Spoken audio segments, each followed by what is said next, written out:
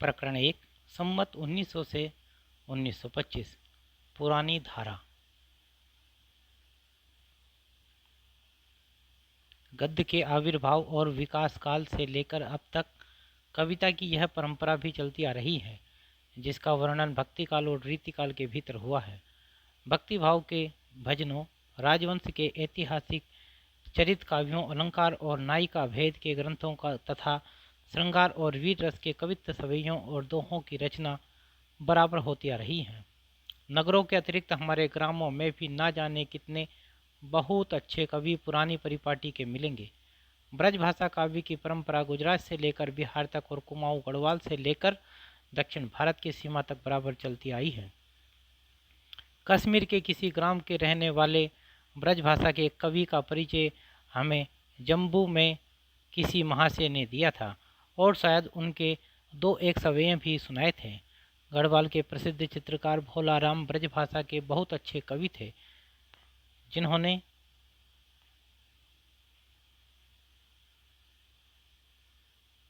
अपने गढ़ राजवंश काव्य में गढ़वाल के 52 राजाओं का वर्णन दोहा चौपाइयों में किया है। वे श्रीनगर गढ़वाल के राजा प्रद्युम्न शाह के समय में थे। कुमाऊं गढ़वाल पर जब नेपाल का अधिकार हुआ तब नेपाली सूबेदार हस्तिदल चौतरिया के अनुरोध से उन्होंने उक्त वाक्य लिखा था। भोलाराम का जन्म संवत 1817 में और मृत्यु 1890 में हुई। उन्होंने अपने ग्रंथ में बहुत सी घटनाओं का आंखों देखा वर्णन लिखा है। इससे उसका ऐतिहासिक मूल्य भी है। ब्रजभाषा काव्य परंपरा के कुछ प्रसिद्ध कवियों और उनके रचनाओं का उल्लेख नीचे किया जाता है। पहला, सेवक। ये असनी वाले ठाकुर कवि के पुत्र थे और काशी के रईस बाबू देवकी नंदन के प्रपौत्र बाबू हरिशंकर के आश्रय में रहते थे। ये ब्रजभाषा के अच्छे कवि थे। इन्होंने वाग्विलास नाम का एक बड़ा ग्रंथ नायिका भेद का बनाया। इसके अतिरिक्त बरवा चंद में एक छोटा नक्सिक भी इनका है। इनके सवेये सर्वसाधारण में प्रचलित हो गए थे। कवि सेवक बूढ़े भये तो कहाँ पे हनोज है, मौज मनोज ही है कि कुछ बुढ़े रसिक अब तक कहते सुने जाते हैं। इनका जन्म संवत 1872 में और मृत्यु संवत 1938 में हुई। अगले हैं महाराज रघुराज सिंह रीवा नरेश। महाराज रघुराज सिंह रीवा नरेश, इनका जन्म संवत 1880 में और मृत्यु संवत 1936 में हुई। इन्होंने भक्ति और श्रृंगार के बहुत ग्रंथ रचे। इनका राम स्वयंवर संवत 1926 नामक वर्णनात्मक प्रबंध काव्य बहुत ही प्रसिद्ध है, जिसमें अनेक छंदों में सीताराम के विवाह का बहुत ही विस्तृत वर्णन है। वर्णनों में इन्होंने वस्तुओं की गिनती, राजसी ठाट बाट, घोड़ों हाथियों के भेद आदि गिनाने वाली प्रणालियां का खूब अवलंबन किया है। राम स्वयंवर के अतिरिक्त रुक्मणी परिणय, आनंदाबुनिधि, रामाष्टयाम इत्यादि इनके लिखे बहुत से अच्छे ग्रंथ हैं। अगले हैं सरदार। ये काशी नरेश महाराज ईश्वरी प्रसाद नारायण सिंह के आश्रित थे। इनका कवि काल संवत 1902 से 1940 तक कहा जा सकता है। ये बहुत ही सिद्धस्त और साहित्य मर्मज्ञ कवि थे।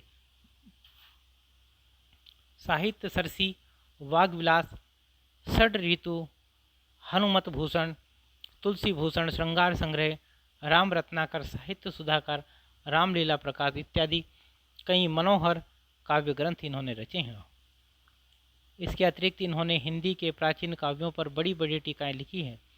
कवि प्रिया, रसिक प्रिया, सूर के दृष्टिकूट और बिहारी सस्ते पर बहुत अच्छी टीकाएं इनकी है। अगले बाबू रघुनाथ दास राम स्नेही। ये अयोध्या के एक साधु थे और अपने समय के बड़े भारी महात्मा माने जाते थे। संवत 1911 में इन्होंने विश्राम सागर नामक एक बड़ा ग्रंथ बनाया, जिसमें अनेक पुराणों की कथाएं संक्षेप में दी गई हैं। भक्तजन इस ग्रंथ का बड़ा आदर करते हैं। अगले हैं 5वें ललित किशोरी। इनका नाम शाह कुंदन लाल था। ये लखनऊ के एक समृद्ध वैश्य घराने में उत्पन्न हुए थे। पीछे वृंदावन में जाकर एक विरक्त भक्ति की भांति रहने लगे। इन्होंने भक्ति और प्रेम संबंधी बहुत से पद और गजलें बनाई हैं। कविता काल संवत 1913 से 1930 तक समझना चाहिए। वृंदावन का प्रसिद्ध शाहजी का मंदिर इन्हीं का बनवाया है। अगले हैं राजा लक्ष्मण सिंह। ये हिंदी के गद्य प्रवर्तकों में हैं। इनका उल्लेख गद्य के विकास के प्रकरण में हो चुका है। इनकी ब्रजभाषा की कविता भी बड़ी मधुर और सरस होती थी। ब्रजभाषा की सहज मिठास इनकी वाणी में टपकी पड़ती है। इनके शकुंतला के पहले अनुवाद में तो पद न था, पर पीछे जो संस्करण इन्होंने निकाला उसमें मूल श्लोकों के स्थान पर पद रखे गए। ये पद बड़े ही सरस हुए। इनके उपरांत संवत 1938 और 1940 के बीच इन्होंने मेघदूत का बड़ा ही ललित और मनोहर अनुवाद निकाला। मेघदूत जैसे मनोहर काव्य के लिए ऐसा ही अनुवादक होना चाहिए था। इस अनुवाद के सवैये बहुत ही ललित और सुंदर हैं। जहाँ चौपाई दोहे आए हैं वे स्थल उतने सरस नहीं हैं।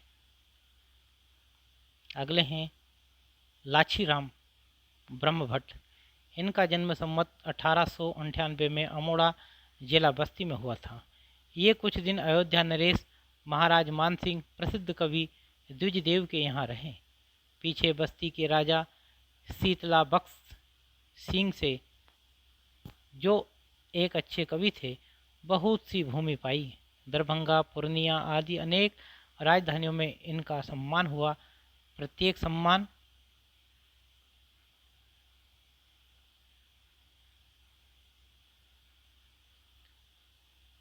करने वाले राजा के नाम पर इन्होंने कुछ न कुछ रचना की है। जैसे मानसिंहाष्टक, प्रताप रत्नाकर, प्रेम रत्नाकर राजा बस्ती के नाम पर, लक्ष्मीश्वर रत्नाकर दरभंगा नरेश के नाम पर, रावणेश्वर कल्पतरु गिद्धौर नरेश के नाम पर, कमलानंद कल्पतरु पूर्णिया के राजा के नाम पर जो हिंदी के अच्छे कवि और लेखक थे, इत्यादि इत्यादि। इन्होंने अनेक रसों पर कविता की। समस्या पूर्तियाँ बहुत जल्दी करते थे। वर्तमान में ब्रजभाषा की पुरानी परिपाटी पर कविता करने वालों में ये बहुत प्रसिद्ध हुए। अगले हैं गोविंद गिल्ला भाई। कोई समय था जब गुजरात में ब्रजभाषा की कविता का बहुत प्रचार था। अब भी इसका चलन वैष्णवों में बहुत कुछ है। गोविंद गिल्ला भाई का जन्म संवत 1905 में भावनगर रियासत के अंतर्गत सीहोर नामक स्थान में हुआ था। इनके पास ब्रजभाषा के काव्यों का बड़ा अच्छा संग्रह था। भूषण का एक बहुत शुद्ध संस्करण इन्होंने निकाला। ब्रजभाषा की कविता इनकी बहुत ही सुंदर और पुराने कवियों के टक्कर की होती थी। इन्होंने बहुत सी काव्य की पुस्तकें लिखी, जिनमें से कुछ के नाम ये हैं: नीति विनोद, श्रृंगार सरोजनी, षड ऋतु, पावस पयोनिधि, समस्या पूर्ति प्रदीप, वक्रोक्ति विनोद, श्लेष चंद्रिका, प्रारब्ध पचासा, प्रवीण सागर। अगले हैं नवीन चौबे। नवीन चौबे पुरानी परिपाटी के आधुनिक कवियों में चौबे जी की बहुत ख्याति रही है। ये मथुरा के रहने वाले थे। इनका जन्म संवत 1915 और मृत्यु 1989 में हुई। यहाँ तक संक्षेप में उन कवियों का उल्लेख हुआ जिन्होंने केवल पुरानी परिपाटी पर कविता की है। इसके आगे उन लोगों का समय आता है जिन्होंने एक और तो हिंदी साहित्य की नवीन गति के प्रवर्तन में योग दिया, दूसरी ओर पुरानी परिपाटी की कविता के साथ भी अपना पूरा संबंध बनाए रखा। ऐसे लोगों में भारतेंदु हरिश्चंद्र, पंडित प्रताप नारायण मिश्र उपाध्याय, पंडित बद्रीनारायण चौधरी, ठाकुर जगमोहन सिंह, पंडित अंबिका दत्त व्यास और बाबू रामकृष्ण वर्मा प्रमुख हैं। पुरानी धारा के अन्य कवि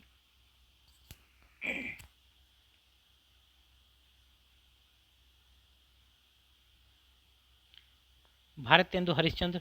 भारतेंदु जी ने जिस प्रकार हिंदी गद्य की भाषा का परिष्कार किया, उसी प्रकार काव्य की ब्रजभाषा का भी इन्होंने देखा कि बहुत से शब्द जिन्हें बोलचाल से उठे कई सौ वर्ष हो गए थे, कवित्वों और सवियों में बराबर लाए जाते हैं।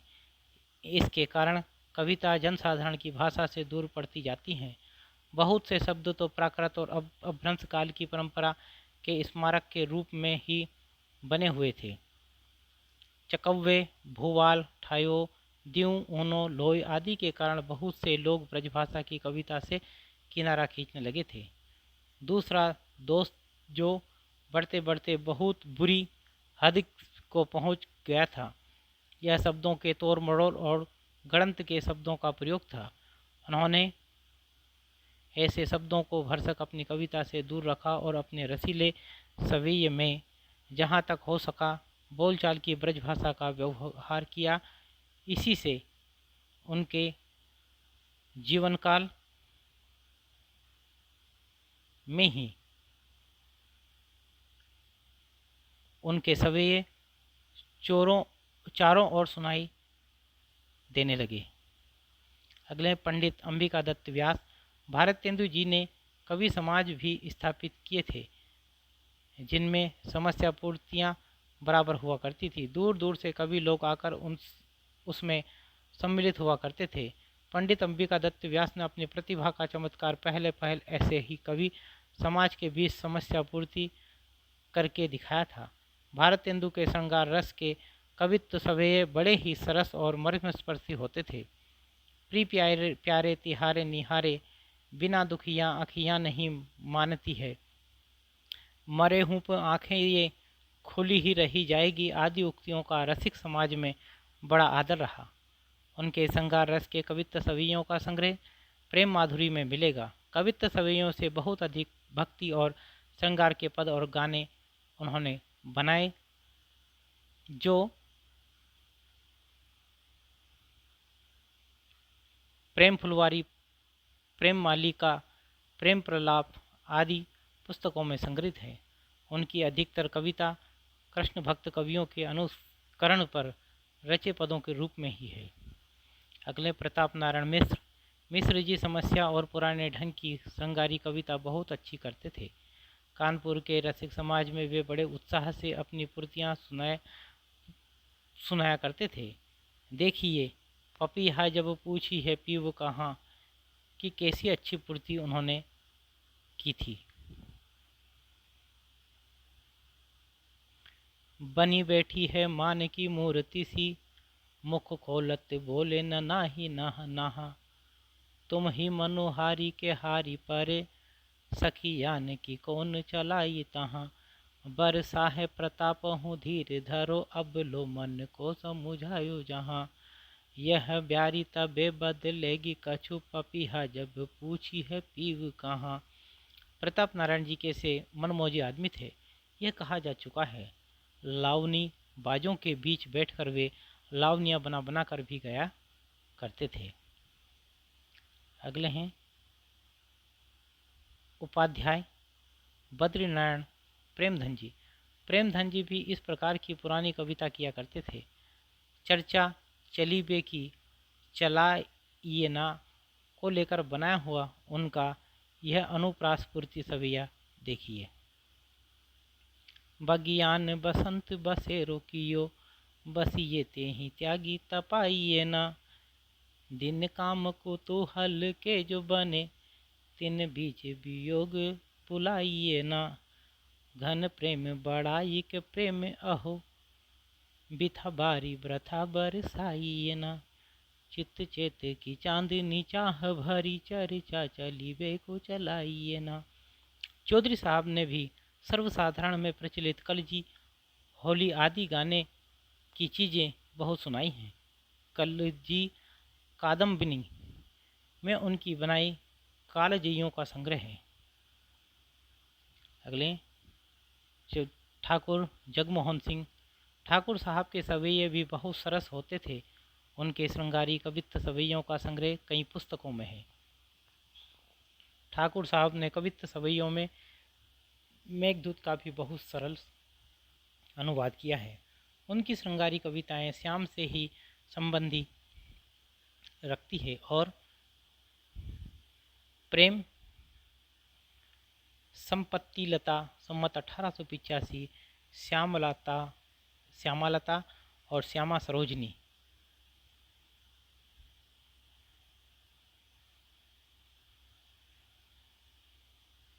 संवत 1886 में संग्रहित है।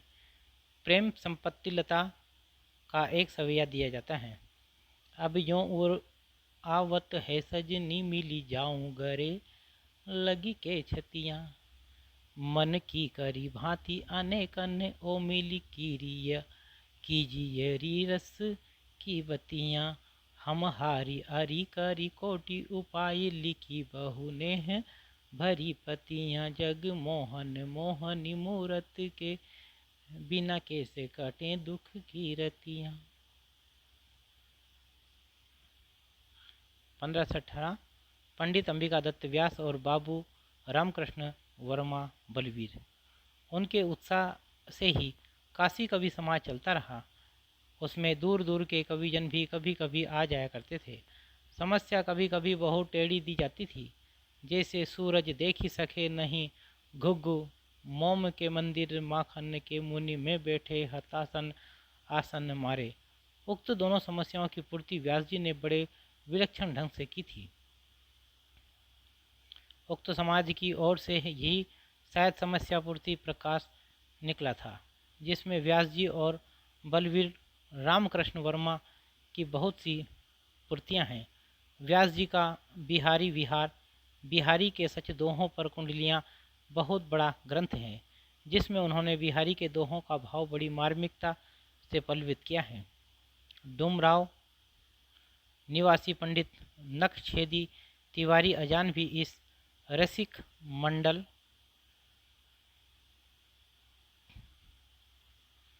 के बड़े उत्साही कार्यकर्ता थे। वे बड़ी सुंदर कविता करते थे और पढ़ने का ढंग तो उनका बड़ा ही अनूठा था। इन्होंने मनोमंजरी आदि कई अच्छे संग्रह भी निकाले और कवियों का व्रत भी बहुत कुछ संग्रह किया। बाबू रामकृष्ण की मंडली में पंडित विजयानंद त्रिपाठी भी ब्रजभाषा की कविता बड़ी अच्छी करते थे। अगले हैं लाला सीताराम। सीताराम इस पुरानी धारा के भीतर लाला सीताराम बीए के पदानुवादों को भी लेना चाहिए। ये कविता में अपना भूप उपनाम रखते थे। रघुवंश का अनुवाद इन्होंने दोहा चौपाइयों में और मेघदूत का घनाक्षरी में किया है। अगले हैं पंडित अयोध्या सिंह उपाध्याय हरिओद। यद्यपि उपाध्याय जी इस समय खड़ी बोली के और आधुनिक विषयों के ही कवि प्रसिद्ध हैं, पर प्रारंभ काल में ये भी पुराने ढंग की श्रृंगारी कविता बहुत सुंदर और सरस करते थे। इनके निवास स्थान निजामाबाद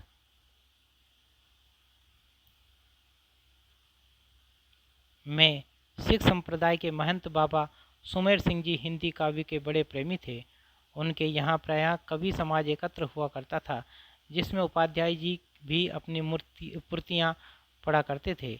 इनका हरिओद उपनाम उसी समय का है। इनकी पुराने ढंग की कविताएं रस कलश में संग्रहित है, जिसमें अनेकों नायिकाओं के कुछ नए ढंग के भेद रखने का प्रयत्न किया है। ये भेद रस सिद्धांत के अनुसार ठीक नहीं उतरते। अगले पंडित श्रीधर पाठक। पाठक जी का संबंध भी लोग खड़ी बोली के साथ ही अक्सर बताया करते हैं, पर खड़ी बोली की कविताओं की अपेक्षा पाठक जी की ब्रज भाषा की कविताएं ही अधिक सरस, हृदय ग्राहिणी और उनकी मधुर स्मृति को चिरकाल तक बनाए रखने वाली हैं। यद्यपि उन्होंने समस्या पूर्ति नहीं की, नायिका भेद के उदाहरणों के रूप में कविता नहीं की, पर जैसी मधुर और रस भरी ब्रजभाषा उनके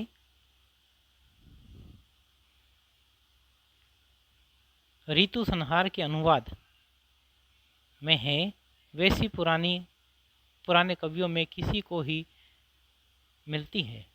उनके सवैयों में ब्रजभाषा का जीता जागता रूप आते हैं। वर्षा ऋतु वर्णन का यह सवैया ही लीजिए। बारी फुहार भय बदरा सोई सोहत कुंजर से मतवारे, बिजुरी जोई धुआं फहरे, घन गर्जन है शब्द सोई के है नगारे, घन गर्जन है शब्द सोई है नगारे, रोर की घोर को और न छोर, नरेशन की सी छटा छवि धारे, कामिन के मन को प्रिय पावस, आयो प्रिय नव मोहिनी डारे। अगले बाबा जगन्नाथ दास रत्नाकर। ब्रज भाषा की पुरानी परिपाटी के कवियों में रत्नाकर जी का स्थान बहुत ऊंचा माना जाता है। इनका जन्म काशी के भाद्र पक्ष शुक्ल 6 संमत 1923 और मृत्यु आषाढ़ कृष्ण 3 संमत 1989 को हरिद्वार में हुई। भारतेंदु के पीछे संमत 1946 से ही वे ब्रज भाषा में कविता करने लगे थे। हिंडोला आदि पुस्तकें इनकी बहुत पहले निकली थी। काव्य संबंधी एक पत्रिका भी इन्होंने कुछ दिनों तक निकाली थी। इनकी कविता बड़े बड़े पुराने कवियों के टक्कर की होती थी। पुराने कवियों में भी इनकी सी सूझ और उक्ति वैचित्र बहुत कम देखा जाता है। भाषा भी पुराने कवियों की भाषा से चुस्त और गठी हुई होती थी। ये साहित्य तथा ब्रज भाषा काव्य के बहुत बड़े मर्मज्ञ माने जाते थे।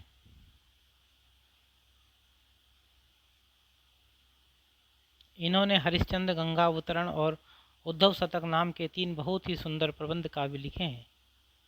अंग्रेजी कवि पोप के समालोचना संबंधी प्रसिद्ध काव्य ऐसे ऑन क्रिटिसिज्म का रोला छंदों में अच्छा अनुवाद इन्होंने किया है। फुटकल रचनाएं तो इनकी बहुत अधिक है। श्रृंगार और वीर दोनों की इनकी रचनाओं का बहुत बड़ा संग्रह रत्नाकर के नाम से नागरिक प्रचरणी सभा द्वारा प्रकाशित हो चुका है। गंगा अवतरण में गंगा के आकाश से उतरने और शिव के उन्हें संभालने के लिए सन्नद्ध होने का वर्णन बहुत ही ओजपूर्ण है। उद्धव शतक की मार्मिकता और रचना कौशल भी अद्वितीय है। उसके 2 कवित्व नीचे दिए जाते हैं। कान्हा दूत केंदो ब्रह्मदूत है पधारो आप, धारे प्राण फेरन को मति ब्रजवारी की, कहे रत नाकार है प्रीति रीति, जानत ना ठानट अनीति आनी नीति ले अनारी की।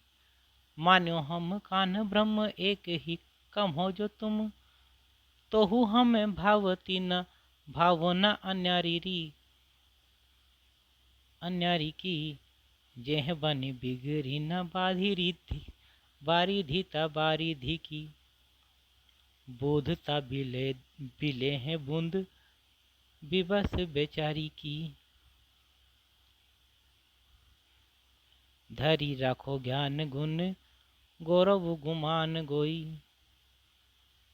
गोपिनी की आवत न भावत भड़ंग है, कहे रत न करत टाई टाई व्रथा, सुनत न को यहाँ यह मोह चंग है। और हूँ उपाय के ते सहज सुढंग उधो, सांसरों की बेको कहाँ जोग ही कुढंग है। कुटिल कटारी है अटारी है उतंग अति, जमुना तरंग है तिहारो सत्संग है। अगले हैं राय देवी प्रसाद पूर्ण। कानपुर के पूर्ण जी की कविता भी ब्रज भाषा के पुराने कवियों का स्मरण दिलाने वाली होती थी। जब तक ये कानपुर में रहे तब तक कविता की चर्चा भी बड़ी धूम रही। वहाँ के रसिक समाज में पुरानी परिपाटी के कवियों की बड़ी चहल पहल रहा करती थी। पूर्ण जी ने कुछ दिनों तक रसिक वाटिका नाम की एक पत्रिका भी चलाई, जिसमें समस्या पूर्तियाँ और पुराने ढंग की कविताएं छपा करती थी। खेद है कि केवल 47 वर्ष की अवस्था में ही संवत 1977 में इनका देहांत हो गया। इनकी रचना कैसी सरस होती थी और ललित पदावली पर इनका कैसा अच्छा अधिकार था। इनका अनुमान इनके धराधर धावन मेघदूत का अनुवाद से उद्धृत इस पद से हो सकता है। नवकलित केसर वलित हरित सुपीत नीप निहार के, करियासन दल कंदलीन जो कलियां ही प्रथम कछार पे। हे घन विपिन थल अमल परिमल पाई भूतल की भाली, मधुकर मतंग को रंग बृंद जना ये है तेरी गली। अगले हैं वियोगी हरि। श्री वियोगी हरि ब्रज भूमि, ब्रज भाषा और ब्रजपति के वे अनन्य उपासक हैं। ऐसे प्रेमी रसिक जीव इस रूखे जमाने में कम दिखाई पड़ते हैं। उन्होंने अधिकतर पुराने कृष्ण भक्त कवियों की पद्धति पर बहुत से रसीले तथा भक्ति भावपूर्ण पदों की रचना की, जिन्हें सुनकर आजकल के रसिक भक्त भी बलिहारी हैं, बिना कहे नहीं रह सकते। इनकी इस प्रकार की रचनाएं प्रेम शतक, प्रेम पथिक, प्रेमांजलि आदि में मिलेगी। छतरपुर से प्रयाग आने पर राजनीतिक आंदोलन की भी कुछ हवा इन्हें लगी थी और इन्होंने चरखे की गूंज, चरखा स्त्रोत, असहयोग वीणा ऐसी कुछ रचनाएं भी की थी, पर उनमें इनकी स्थायी मनोवृत्ति न थी। यह अवश्य है कि देश के लिए त्याग करने वाले वीरों के प्रति इनके मन में अपार श्रद्धा है। वियोगी हरि जी ने वीर सत्सई नामक एक बड़ा काव्य दोहों में लिखा है, जिसमें भारत के प्रसिद्ध प्रसिद्ध वीरों की प्रशस्तियां हैं। इस ग्रंथ पर इन्हें प्रयाग के हिंदी साहित्य सम्मेलन से 1200 रुपये का पुरस्कार मिला था। इसके कुछ दोहे देखिए। पावस ही में धनुष अब नदी तीर ही तीर, रोमन हो में लाल द्रग नवरस ही में वीर।